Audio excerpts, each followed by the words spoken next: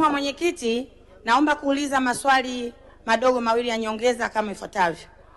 Bandari ya Musoma ndio bandari pekee katika Ziwa Victoria iliyopakana na nchi mbili ambayo ni Kenya pamoja na Uganda.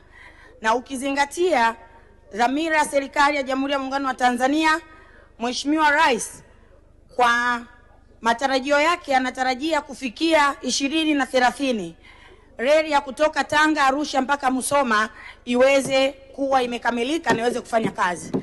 Na reli hiyo itaenda kuconnect bahari ya Hindi pamoja na Ziwa Victoria. Je, serikali haioni ni muhimu kuipa umuhimu wa kipekee bandari hii ya Musoma na kuifanyia upembuzi yakinifu kwa uharaka na kufanya uboreshaji? Swali la pili, kupitia wizara yetu ya uchukuzi katika sekta ya anga, tunacho kiwanja chetu cha ndege cha Musoma. Mheshimiwa Naibu Waziri aliwahi kutoa majibu hapa, watafanya first test haraka iwezekanavyo itakapofika mwezi Machi. Leo ni mwezi Mei na uwanja huu bado hiyo first flight haijafanyika. Nini kauli ya serikali kuhusu uwanja wa ndege wa Musoma mjini kuweza kuanza kufanya kazi haraka iwezekanavyo? Asante. Majibu, Mheshimiwa Waziri. Mheshimiwa Mwenyekiti, kwanza ninakubaliana na Mheshimiwa Gole kwa anavyofuatia kwa ukaribu maendeleo ya wananchi wa Musoma na ninampongeza. Na nakubaliana naye pia kwamba ni kweli kabisa iko haja ya kuitazama bandari ya Musoma kwa upekee wake. Na hii ni kutokana na kwamba ilani ya CCM 2025-30, maelekezo ya Mheshimiwa Rais na dira yetu 2050 vyote kwa pamoja vinaeleza umuhimu wa taifa letu la kujenga reli ya kaskazini. Na maandalizi yamekwisha anza. Unapoboresha bandari ya Tanga unapeleka bilioni 429, maana yake ni maandalizi. Tumeshamaliza na usanifu na sasa tunakwenda kwenye hatua pengine ya kuhuisha kwa upande wa reli ya kaskazini.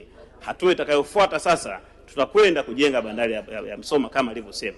Na sote tunakubaliana Ziwa Victoria lilikuwa ni ziwa ambalo ni ajira kwa muda mrefu, na Dr. Samia kutokana na umuhimu wake kama ni ziwa kubwa duniani ambalo kimsingi nchi yetu ndio inamiliki 51%, ameamua kuligeuza liweze kuwa uchumi, kuwa sehemu ya kusafirishia bidhaa kwenda kwenye nchi ya pili. Kwa hiyo nakubaliana naye kabisa, tumepokea ushauri wake wa kuendelea kuipa umuhimu bandari ya Musoma.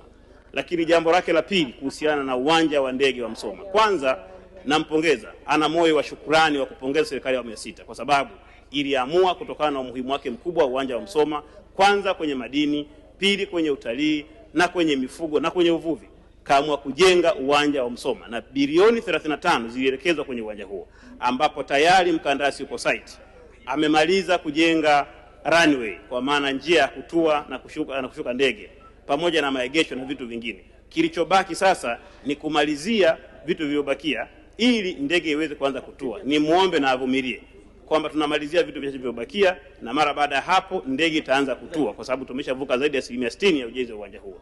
Na pengine nitoe maelekezo pia kwa niaba ya Waziri wa Uchukuzi Mheshimiwa Profesa Makaya Mbarao kwamba